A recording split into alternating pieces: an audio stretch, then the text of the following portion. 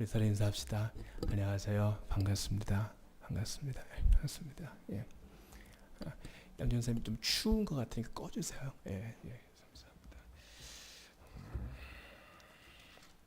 우리 지난 주에는 시편 115편 말씀 도움과 방패라는 제목으로 하나님 말씀 보았습니다.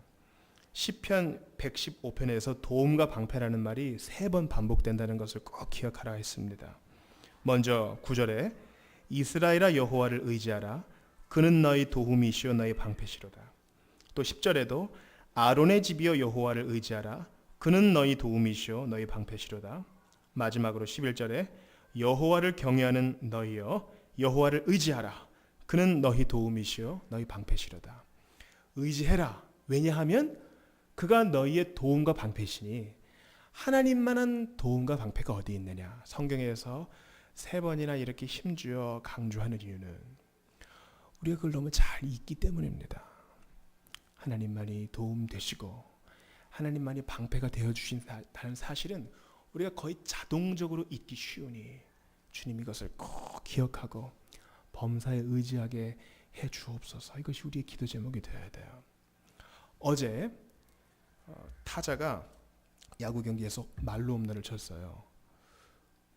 어제 친 것일 뿐입니다. 오늘의 경기에서는 바로 오늘의 안타, 오늘의 홈런을 쳐야 되는 것입니다. 어제 의지해서 지난날 의지해서 주님의 도움과 방패 되심을 경험한 것으로 만족하는 것은 신앙생활이 아니에요.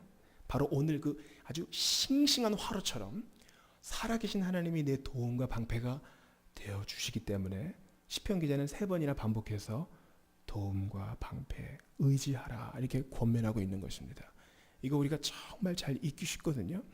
거의 반사적으로 하나님을 찾기보다는 반사적으로 우리의 방법을 찾기가 쉽기 때문에 우리는 이것을 계속 훈련해야 됩니다.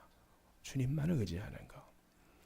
하나님께서 오케이 하실 때까지 꿈쩍하지 않고 있는 거. 이거 정말 중요한 것입니다.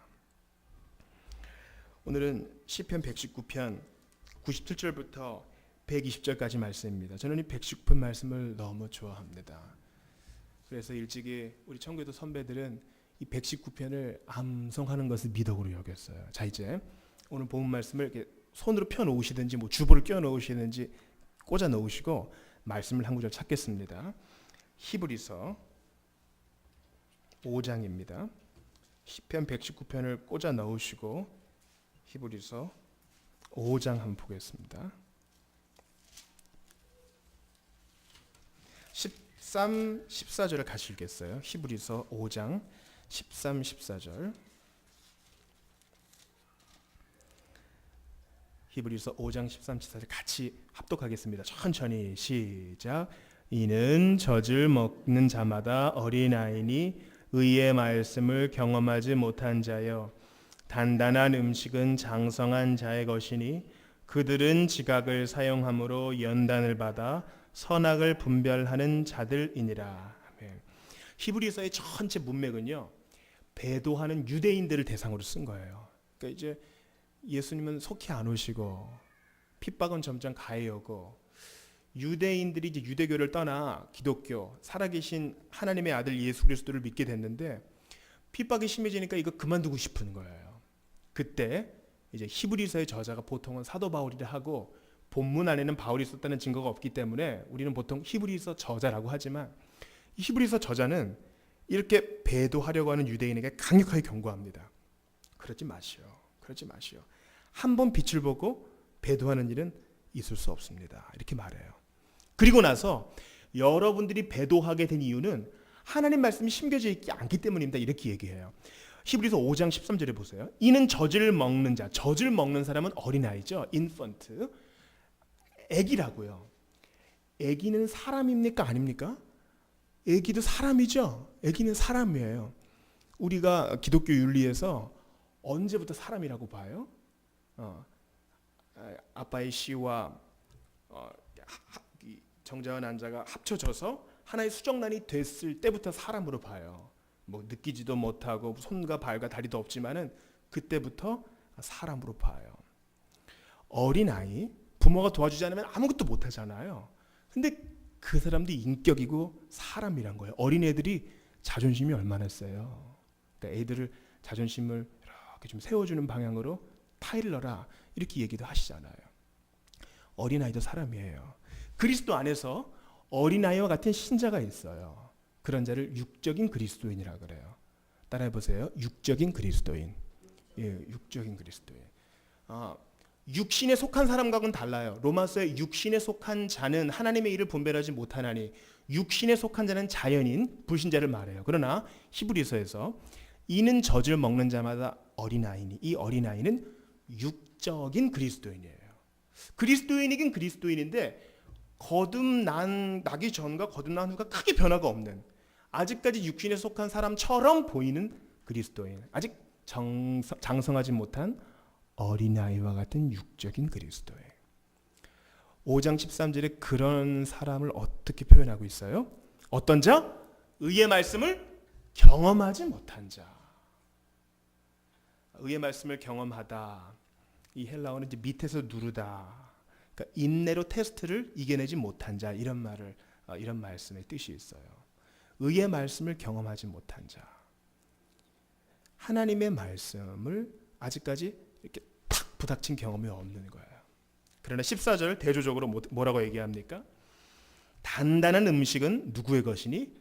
장성한 자의 것이니. 장성한 자는 따라해 보세요. 신령한 그리스도인.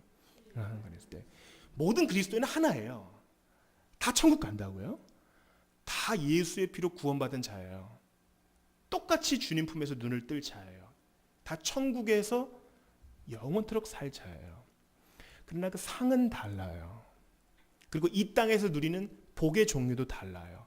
그러니까 그리스도인을 이렇게 딱 계급화시키려는 게 아니에요. 마치 로마 가톨릭에서 제일 위에 누구 있어요? 교황이 있고 그 밑에 누구 있어요?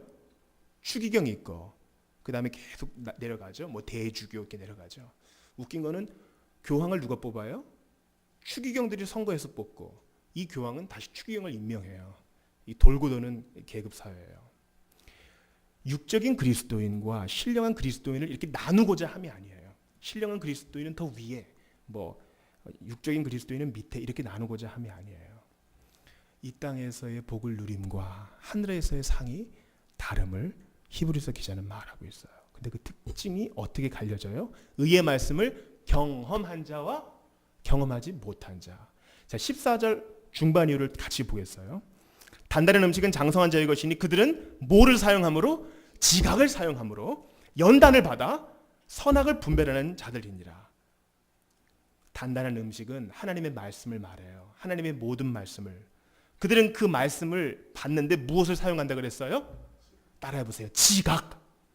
하나님의 은혜의 방편은 이해라는 통로를 통해 우리에게 주어져요. 이해. 믿음은 들음에서 온다 그랬잖아요. 들음. 알아들어야지 은혜를 받는 거예요. 최소한 설득이라도 돼야지 설복되는 거 아니겠어요? 그렇구나. 고개는 끄덕여야지 그 다음에 마음을 들일 수 있는 거 아니겠어요? 알아들을 수 없는 말인데 어떻게 인격적으로 순종해요? 그건 말이 안 돼요.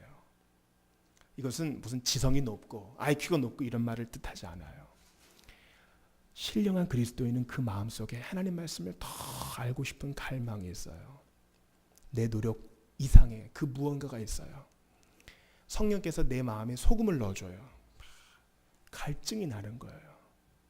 그래서 그들은 지각을 사용하여 알아듣고 배우는 데 힘써요. 그러나 육적인 그리스도인은 배우는 일에 전혀 힘쓰지 않아요. 한 끼 뷔페상에서 잘 먹고 한 줄을 버텨요. 그리고 그게 당연한 삶인 줄 알아요. 그러나 신령한 그리스도인은 삼시세끼를 잘 챙겨 먹어요. 이것입니다.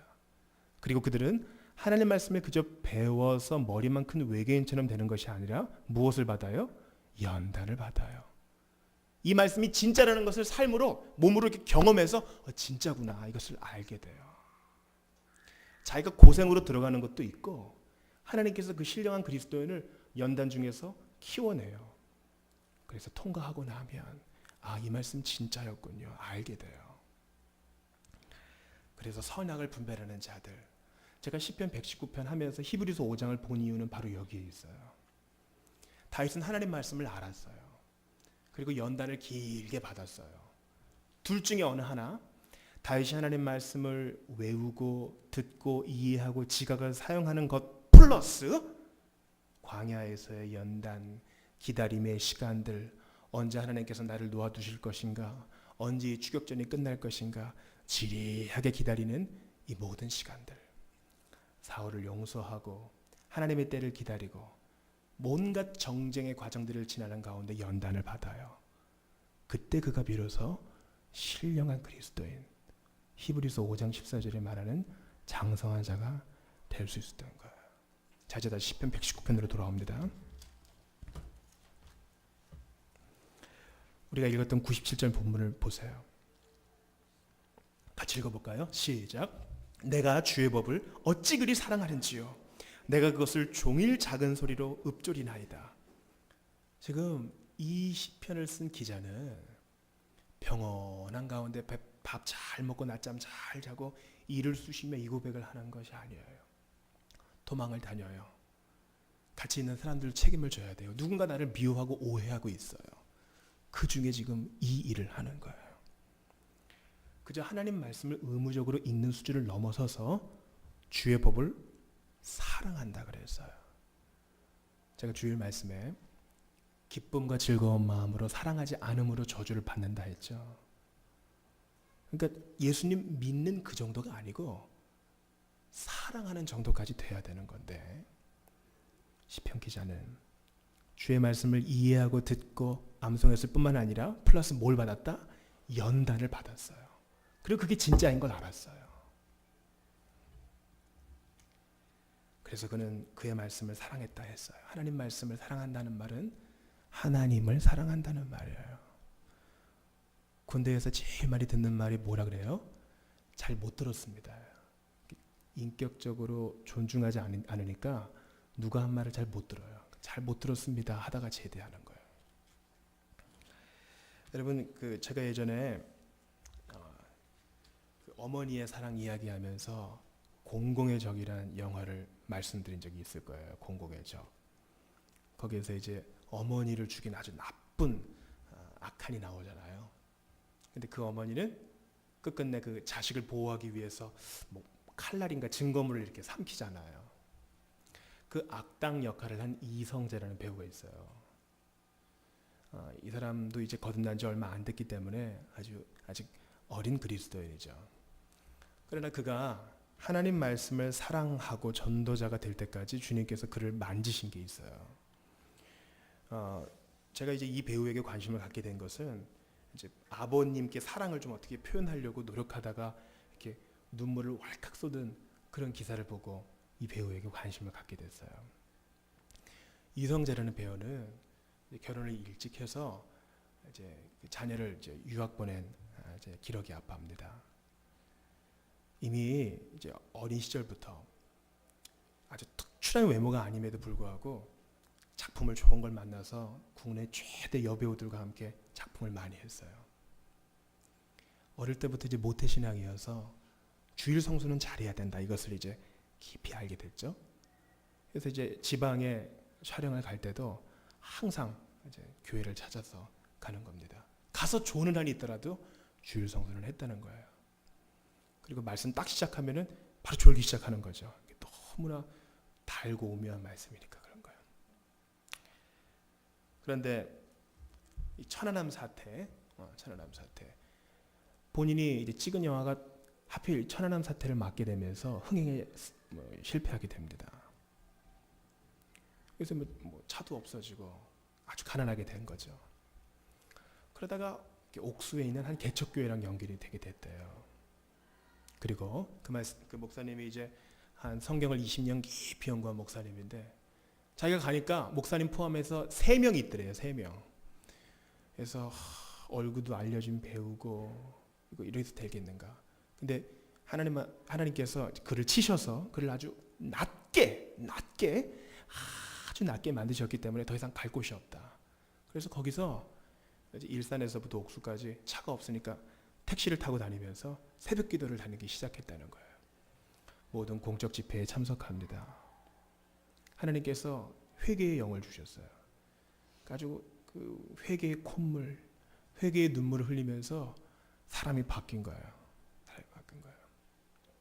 그뿐만 아니라 담임 목사님과 함께하는 12주간 성경 훈련 프로그램을 통해 가지고 하나님의 말씀을 깊이 사랑하게 됐어요. 그래서 예전은 육적인 그리스도인으로서 세상 향락을 같이 누리고 그리스도인의 가치관이 아니라 세상의 가치관을 쫓던 사람이 이제는 하나님 말씀을 너무 사랑하게 됐을 뿐만 아니라 전도의 가치관도 달라져서 옛날에는 뭐 버스를 같이 타면 자기 어머니가 교회 다니냐고 예수님 믿으라고 그러면 그만하라고 엄마 막 이러던 사람이 어느 순간 자기가 그렇게 하고 있더라는 것이죠. 전도는 꼭 우리 교회와 우리 모임의 사람을 데려오는 것이 아니라 그리스도는 좋은 분이시고 예수님 믿으셔야 한다는 이 권면의 말 한마디라도 충분히 전도가 될 수 있다는 것을 알고 전도의 자유함을 누리고 마음껏 전하기 시작하는 거예요. 하나님 말씀이 육적인 그리스도 안에 들어가서 그가 정말 생활의 활기를 얻게 되니까 이제 옛날에는 목사님들이나 했던 것들을 자기가 영접 기도도 시키고 싶었다는 거예요. 그래서 성경책 펴놓고 지인한테 이렇게 짚어가면서 복음을 설명하고 영접 기도도 따라하게 한번 해봤다. 그 기쁨이 아주 어린아이와 같은 아주 순전한 기쁨이에요. 우리가 그를 닮아야 할 어떤 표본으로 제시하는 것이 아니에요. 원리가 그렇다는 것이에요. 하나님 말씀이 우리 안에 들어와요. 그러나 동시에 뭐가 있어야 된다 그랬어요? 연단. 장성한 자는, 신령한 그리스도인은 하나님 말씀을 이해하고 받아들이고 암송할 뿐만 아니라 무엇을 받아? 연단을 받아 선악을 분별하는 자들이라 그랬어요. 그리고 그 자는 배우 이성재뿐만 아니라 우리 모든 그리스도인, 그리고 시편 119편을 쓴 저자도 포함돼요. 다시 한번 97절을 보세요. 내가 주의 법을 어찌 그리 사랑하는지요. 하나님 말씀 열심히 읽고 통독 많이 한다고 이렇게 되겠어요? 절대 그렇지 않아요. 하나님이 갈망을 주시고 하나님 말씀을 실제로 읽고 묵상하고 그리고 연단을 받아 선악을 분별하게 되는 자리에 나아갔을 때 사랑하게 되는 거예요. 자동적인 것이 아니에요. 내가 그것을 종일 작은 소리로 읊조리나이다. 이것을 이제 개역 한글에서는 묵상하나이다라고 표현했어요. 여러분 따라해 보세요. 묵상. 우리는요 영화에 길들여진 세대가 됐어요. 점점 앞으로 그럴 거예요. 영상에 길들여진 세상이에요. 그렇기 때문에 이제 주일에도 말씀을 드리겠지만 어떤 배우가 원수를 갚기 위해서 막 무공을 익히잖아요. 근데 무공을 익히는 그 시간이 얼마나 길어요. 그런데 노래 한 편 나가는 동안 연습 시간은 다 끝나요. 그렇지 않아요? 아주 코믹하게 몇 번 이렇게 연습하고 실수하고 노래 끝날 때쯤에는 고수가 돼 있어요. 과정을 단순화시키는 거죠. 그리고 결과물을 딱 보여줘요. 그 보이는 것에 사람들은 쏠리는 거예요. 그러나 하나님의 백성들은 모든 과정 하나님 말씀을 깊이 묵상함으로 시련을 이겨냅니다. 영화를 통해서 결과물을 빨리 봤을 때는요 그냥 통쾌하잖아요. 쉽잖아요. 그러나 하나님 말씀을 묵상하는 자들은 시험을 당할 때나 내 옆에 누가 있을 때나 남에게 무시받았다고 느꼈을 때나 기쁘고 좋을 때에도 하나님 말씀을 묵상하고 그것을 때문에 교만하지 않게 되는 거예요. 이 원리를 꼭 기억하시길 바랍니다. 신령한 사람은 하나님 말씀을 이해할 뿐만 아니라 무엇을 받아? 연단을 받아 주님을 사랑하게 된다는 거예요. 연단이 없이는 하나님 말씀 그렇게 사랑하게 되지 않아요. 주일에 청년들을 모아놓고 2명씩 짝을 지었어요. 일주일 동안 어떻게든 하나님 말씀을 좀 배워야 된다.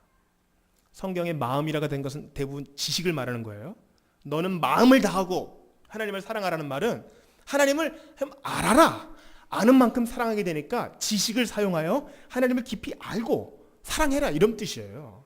마음을 다룬다는 무슨 지극정성을 다라 그런 말이 아니에요. 그래서 둘씩 짝을 지어서 서로 주중에 뭐 큐티하고 말씀 나누는 거 서로 점검하게 했어요. 제 짝은 누구였어요? 새신랑이 제 짝이에요. 쉽지 않아요. 새신랑. 그래서 이제 사람들이 청년들한테 물어봤어요. 매일매일 성경을 보는데 도대체 어려운 게 뭐냐? 뭐가 그렇게 어렵냐? 이렇게 물어봤어요. 그런데 몇 가지 얘기를 하더라고요. 성경을 안 보는 주변 사람들을 너무 충분히 행복해 보인다는 거예요. 그렇죠. 그 사람들 SNS 이렇게 보고 사진도 보고 이러면 예수 안 믿는 게 분명한데 남편이 뭐 좋은 거 사주고 어디 놀러 가고 이런 거 보면은 너무너무 행복해 보인다는 거예요. 그러나 그것도 영화와 같은 원리예요. 과정을 다 생략해버리고 내가 보여주고 싶은 것만 보여주면 행복을 위조해낼 수도 있어요. 실제로 기쁘고 좋을 수 있죠. 그러나 영혼의 관점에서 보면 절대로 타협할 수 없는 두 길이 있는 거예요. 그건 이제 해결이 됐고, 성경을 읽는 게 뭐가 그렇게 어렵냐 또 물어보니 하나님 말씀을 이해할 수 없다는 거예요. 그래서 제가 권면을 했습니다. 한 절을 읽더라도 느낌이 오고 감정이 오는 곳에서 멈추어서 그것을 계속 묵상해라. 제가 그렇게 권했어요.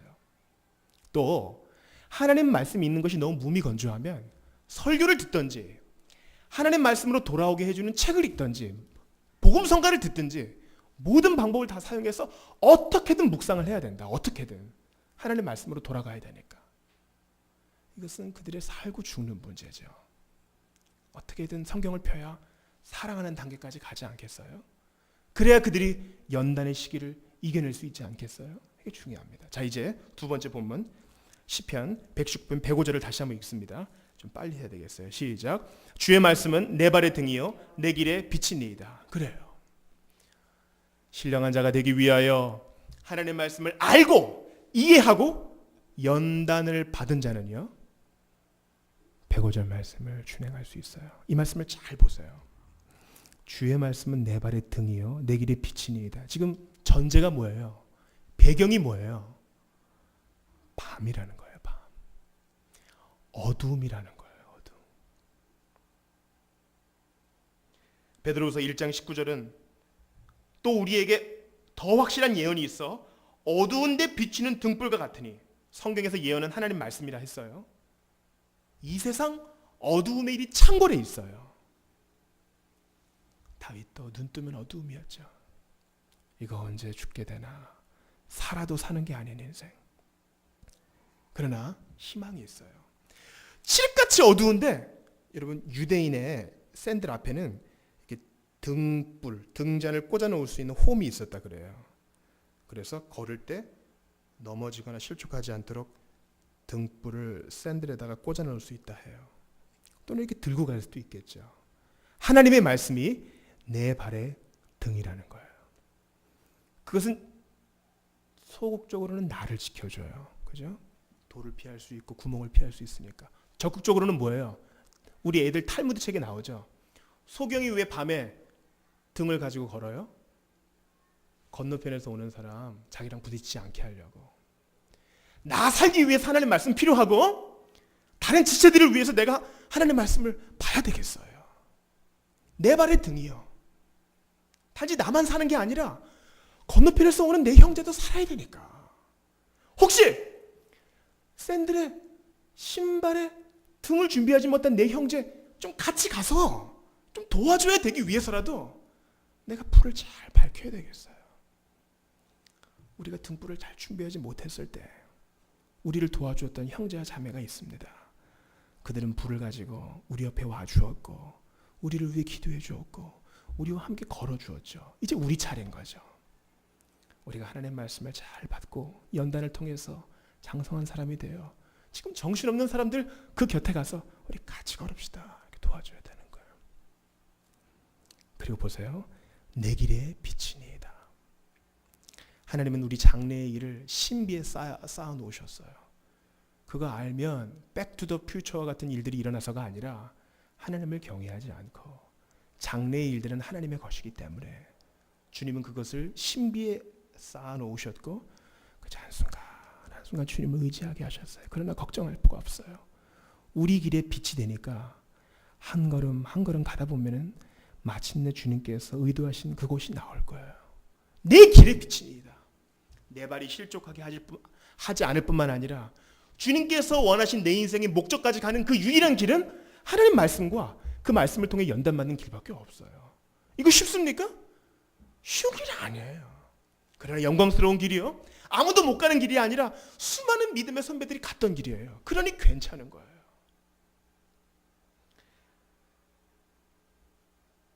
마태복음 13장에 이 길가 비유가 나오죠. 이 씨를 뿌리는 비유가 나와요. 제일 처음에는 어디에 뿌려졌습니까? 길가에 뿌려졌죠. 이건 아무 소용 없어요. 두 번째는 돌밭에 뿌려졌죠. 그러나 기쁨으로 받되 인내하지 못해서 금방 뿌리가 내리지 못하고, 그다음에 가시떨기에 떨어졌죠. 가시떨기는 뭐예요? 처음엔 너무 좋아. 그런데 세상의 염려 때문에 기운이 막혀서 자라지 못해요. 맨 마지막은 좋은 땅에 뿌려졌다는 것은, 따라해 보세요. 말씀을 듣고 깨닫는 자니. 말씀을 듣고 깨닫는. 이 깨달음이란 말이 좋은 땅에만 해당되는 거 아세요? 우리가 이 지성을 사용하여 하나님 말씀을 듣고 배우는 게 그래서 중요한 거예요. 그것을 통해 연단을 받아 하나님을 더욱 사랑하게 되고 신령한 자가 되고, 지금 불 꺼져서 정신 못 차리는 형제들을 도와줄 수 있게 될 뿐만 아니라, 주께서 원하는 내 인생의 그 목적, 주님 내가 어디로 가야 됩니까? 그러나 그 길을 향해서 주님께서 한 걸음 한 걸음 인도해 준다는 거예요. 잠언 6장 23절에서 대저 명령은 등불이요 법은 빛이요 훈계의 책망은 곧 생명의 길이라. 대저 명령은 등불이요 법은 빛이요. 하나님의 말씀이 우리의 삶에 빛이 돼요. 그러니 하나님께서 우리에게 갈망을 주시도록 간절히 기도해야 됩니다. 우리가 신앙생활을 하면서 여러 가지 오해와 어려움 가운데 있을 수 있어요. 때로는 우리의 의도와 상관없이 오해를 받을 때도 있고 곤란한 지경에 빠질 때도 있어요. 신앙인도 사람이기 때문에 올라갈 때가 있고 내려갈 때가 있죠. 그런데 저의 짧은 경험과 다른 선배님들의 조언에 따르면, 좋을 때든지 나쁠 때든지 칭찬을 받을 때든지 모함을 받을 때든지 나를 지켜주는 건, 내가 하나님 앞에 서서 하나님 말씀을 통해 깊은 기쁨을 느꼈을 때 사람들의 반응에 상관없이 내 길을 갈 수 있었다 하는 것이에요. 저는 그래서 하나님께 감사를 드리는 것도 있습니다. 말씀을 가르치고 설교하는 것은 어렵지만 저는 이걸 준비하는 과정이 너무 좋아요. 그래서 하나님께 감사를 드려요. 하나님 말씀은 달고 오묘하며 주께서 나를 이해하시기 때문에 진짜 기가 막히게 말씀을 주셔서 이겨내게 하셔요. 주일에 한때는 우리 교회를 떠났다가 웬일인지 몇 년 만에 오신 분이 있었습니다. 어떻게 된 건가? 좀 대화를 나눠봤어요. 그동안 무슨 일이 있으셨습니까? 이제 결혼도 다시 하시고 아들은 제주도에 가서 잘 자리를 잡고 직장도 바꾸셨어요. 어떻게 우리 교회 예배를 다시 드리게 됐습니까? 이제 그분이 서초동에 있는 큰 교회를 다니시는데, 이제 본인의 은사를 따라 가지고 어려운 사람들 돕는 무슨 재난 119 같은 봉사단체에서 봉사도 하는데, 모이면 이제 그 교회가 지금 담임 목사님 문제로 어려우니까 파가 나뉘어가지고 그냥 싸운다는 거예요. 여러분, 이거는 꼭 기억하셔야 돼요. 신앙인들, 아니 사람과 사람 사이에 있어서 잘못 때문에 시시비비를 따지다가는 절대 해결이 안 납니다. 시시비비를 따지다가는 절대 해결이 안 돼요. 용서하느냐 이해하느냐 거기에 달린 거지, 시시비비를 따져서는 그냥 나중에는 원수가 되는 길밖에 없습니다. 그러니까 좋은 일로 모인 사람들 안에서도 파가 나면서 쌓여오니까 그 꼴 보기 싫어서 내가 거기 갈 수도 없고, 예배만 드리자니 이 설교자로 오신 외부 설교자들은 항상 이 옹호하는 설교, 변론하는 설교만 하니까 그게 자기가 의도성이 느껴져서 더 이상 참을 수가 없어서 왔습니다, 이렇게 말씀하시는 거예요. 제가 여기까지, 이제 본인이 또 송파의 여러 교회를 이렇게 전전하다가 사람이 모이면 돼서 싸우니까 견디다 못해 왔습니다. 제가 여기까지 나오는 말씀은 그래도 본인이 하나님 말씀 속에 깊이 침잠해야, 하나님 말씀을 이해하고 연단을 받아야 그러고 다 초월해서 신앙생활을 할 수 있는 것입니다. 이제 그건 다음에 드려야 될 말씀 같고, 우선은 잘 오셨습니다. 이렇게 인사를 드렸어요. 여러분, 이것을 꼭 기억하세요. 다윗은 사울은 틀렸고 나는 옳았다, 이런 것으로 소진하지 않았어요. 큰 대자보를 만들어서 나는 지금 모함을 받고 있다. 이렇게 힘을 쓰지 않았다고요. 놀라운 일이지 않아요? 그가 힘썼던 것은 남들 다 자고 있는 광야에 새벽을 깨워서 아마 손에 하프를 들고 있었겠지.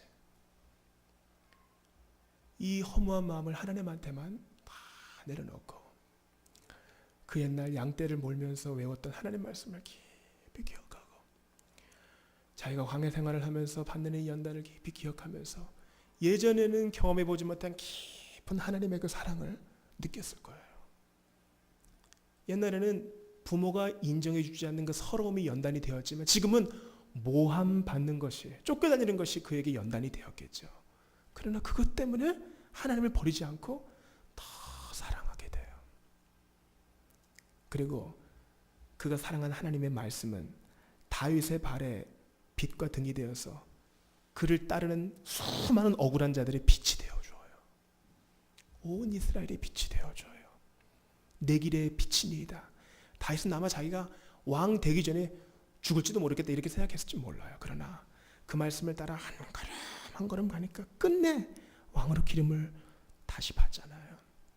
그러니 사랑하는 성도 여러분, 하나님 말씀을 사랑하세요. 모든 이해력을 다 동원해서 배우고 익히셔요. 그리고 주께서 우리를 연단하실 때 주님이 나를 육적인 그리스도인이 아니라 신령한 자 만드시려고 다윗처럼 다루시는구나 이렇게 생각하셔야 돼요. 그게 우리가 지금 복받고 있다는 증거예요. 우리 한번 같이 기도를 하겠어요. 만세반성 열린이 윌리엄 쿠퍼라는 사람이 이 시를 적거든요. 제가 기억하기로 한 3번 자살 기도를 했어요. 그때마다 나 같은 죄인 살리신 존 뉴턴이 살려줬죠. 윌리엄 쿠퍼가 깊은 가책으로 영혼의 고뇌를 느끼고 있을 때 창문이 열리고 세찬 바람이 그를 의자에 주저앉게 만듭니다. 그리고 그가 로마서 3장 25절 말씀을 읽고 소생해요. 우울증을 이겨내는 길, 하나님 말씀밖에 없어요. 모든 상황 가운데서 우리를 소생시키고 나가 살 뿐만 아니라 다른 자도 살려주고 모든 얽매인 것들을 풀고 기쁨으로 다시 주님 앞에 서게 하는 길, 하나님을 사랑하게 하는 유일한 길, 하나님의 말씀을 받고 연단을 받는 것밖에 없어요. 주님께서 이 길을 영광스럽게 하셨으니 반드시 우리를 책임지실 것입니다. 하나님 아버지, 우리가 가시떨기에 뿌려진 씨처럼, 아니 돌밭에 뿌려진 것처럼 여러 가지 기운에 막히고 염려 때문에 뿌리를 내리지 못하는 것 있습니까? 연단 속에서 깊이 주님을 묵상하고 주님을 매여 달리고 하나님 앞에 온전히 의지함으로 신령한 자가 되어 시편 119편 저자처럼 되어 주님을 사랑하는 자들이 다 될 수 있도록 도와달라고 한번 말씀 붙들고 기도합니다. 하나님 아버지,